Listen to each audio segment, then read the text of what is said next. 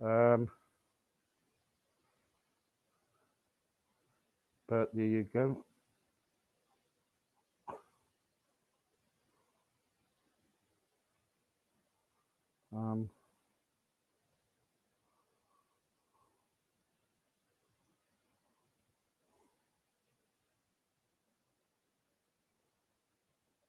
So I'm just trying to get the video up for you.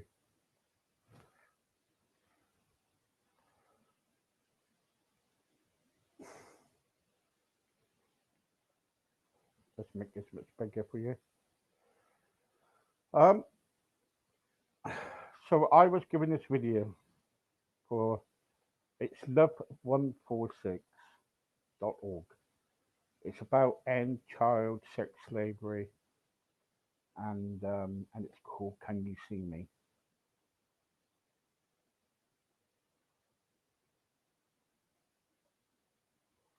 So I'll just get it up for you now.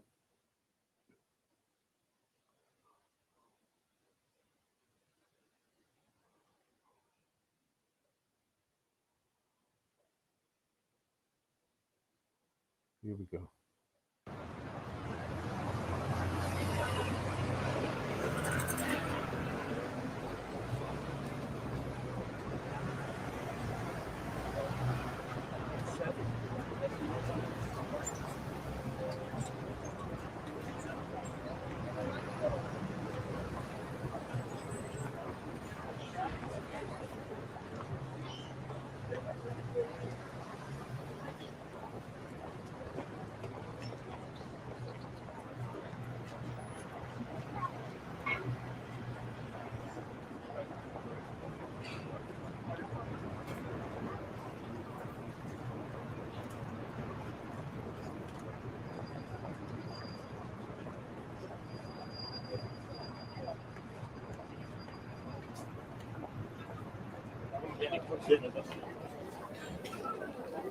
I feel so low. Where do I go? I feel so low. Where do I go? I feel so low. Where do I go?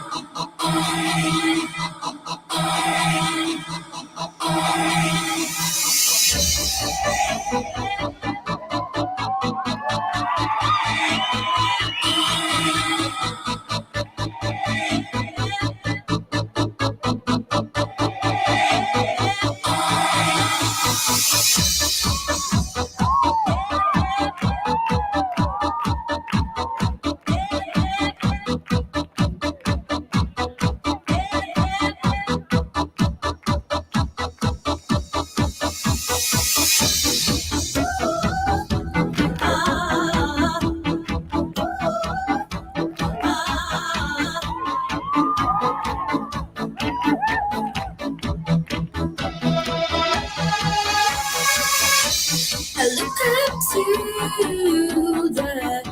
the little bird that glides across the sky. It sings the clearest melody. It makes me want to cry. It makes me want to sit right down and cry.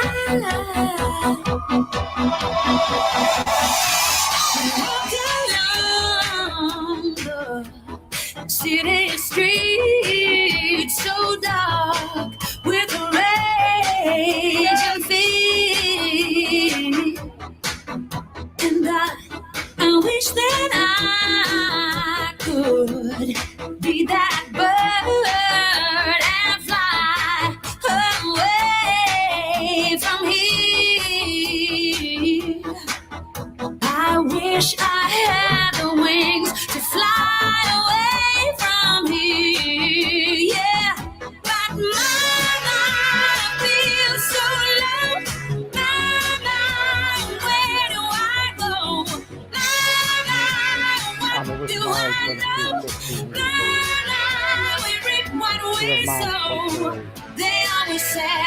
you knew domestic best, violence but over 5 there's years. little birds falling out of that She has been nest killed by now. a I mother, got and a her mother feeling was that it might have not been kept blessed, so abusive I or just got to put and her these wife wings was to beaten to death. task.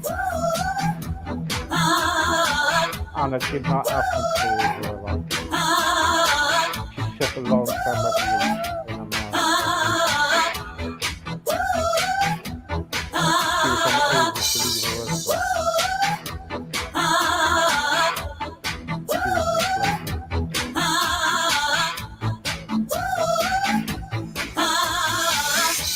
For I am just a troubled soul who's waited to the ground, waited to the ground, yeah. Give me the strength to carry on till I can lay my burden down. Give me the strength to lay this burden down, yeah. Give me the strength to lay it down, lay it down, lay it down. But my feels so low. My, where do I go? My, what do I know? We reap what we sow. They always said that you knew best, but there's little birds falling out of that nest now. I've got a feeling that it might have been blessed, so I've just got to put these wings attached. I feel so low. Where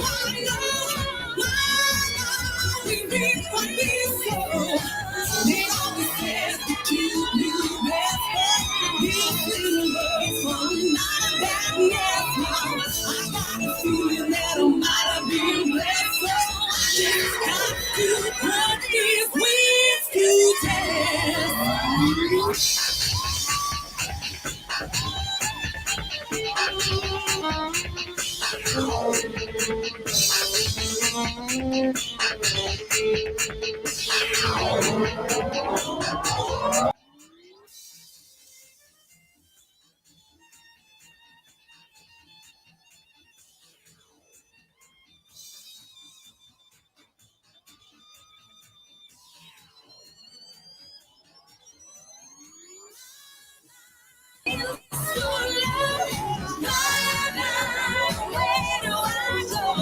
What do I know? We reap what we sow. They always said that you knew best, but these little birds falling out of that nest now. I got a feeling that I might have been blessed, so I just got to put these wings to test.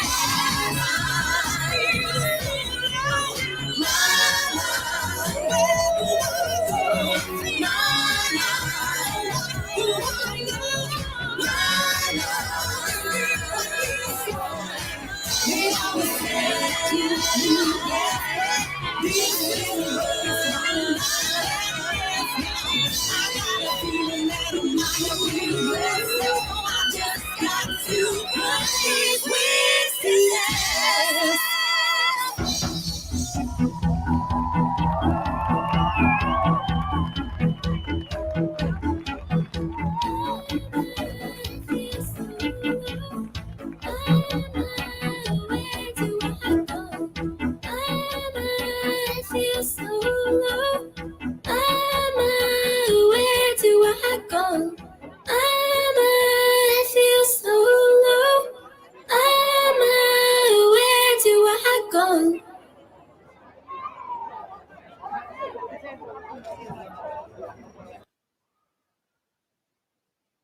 Let's go with now, after watching that video, let's go with now to some survivors that's actually been through human trafficking.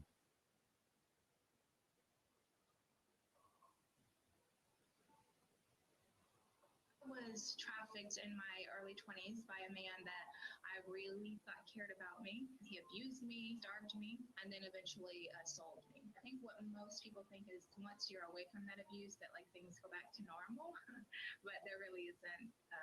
There really isn't a normal after that. Rebecca Carey is a survivor of human trafficking. It's considered among the fastest growing criminal industries in the world and affects approximately 5 million people. In the U.S., sex trafficking has been reported in all 50 states, and 1 in 6 runaway children are likely to become a victim. I ran away for the first time at 11 years old.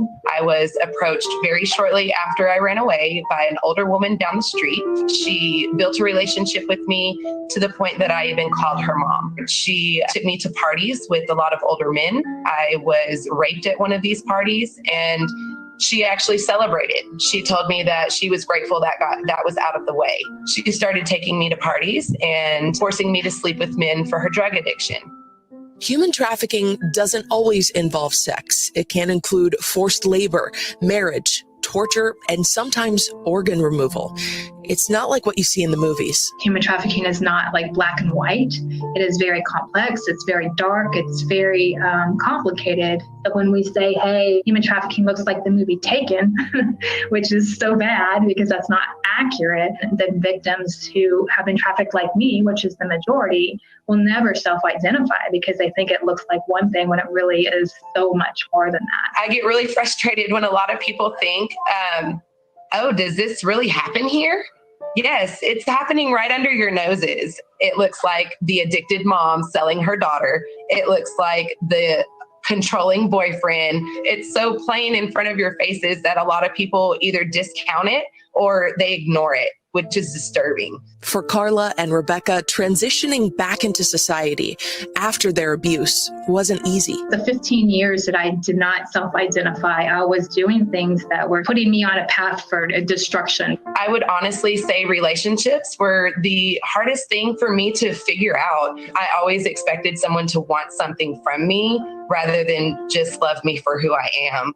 I dealt with very, very tormenting memories, and it actually resulted in me attempting to take my own life. That was the day I tried to throw in the towel, and God threw it in my face and said, no, girl, you got work to do. Today, both women have dedicated themselves to helping others with similar experiences adjust to new lives. Finances is something that we have all struggled with. Coming back into a secure and safe, stable place, and then having to all of a sudden do for yourself. This is something that has never really been taught to me until recently. There are a lot of obstacles when it comes to survivors and in the workforce as well as everyday living. And that's why economic empowerment is so important. In April, the House of Representatives passed a bill to help survivors of human trafficking repair their credit. This simple 4-page bill has the potential to help thousands of victims every year by ensuring that a consumer reporting agency may not furnish a credit report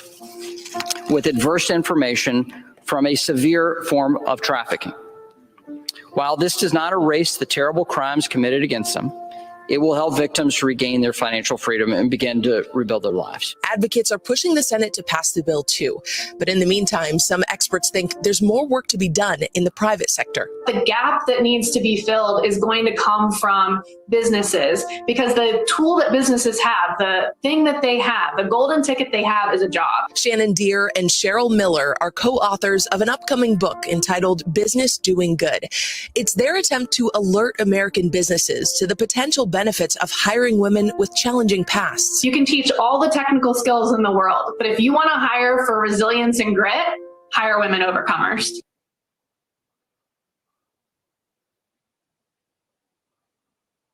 There you go. Stacey will be joining me at 4 o'clock this afternoon. In the meantime, have a think and watch the video and tell me what you think. I'm off now, but I hope you enjoyed the last 25 minutes of it. Anyway, see you soon. Bye-bye for now.